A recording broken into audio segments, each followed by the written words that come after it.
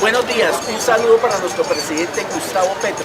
Estamos otra vez acá al frente, siempre como hemos apoyado en su alcaldía y hoy con su presidencia, estamos felices de que hoy sea el presidente y nos represente. Le solicitamos muy amable que nos agende una reunión a un grupo selecto para explicarle la problemática que tenemos hoy en día a todos los extrabajadores de aguas de Bogotá que fueron sacados en la anterior administración. Es de carácter, le mandamos un SOS para que nos atiendan. Gracias. Masacre laboral. Días.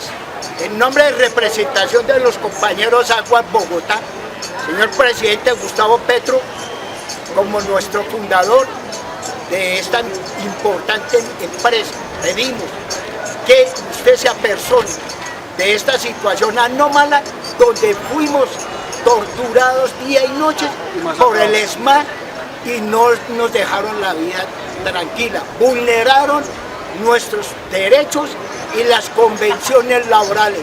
Señor presidente Gustavo Petro, muchas gracias en nombre de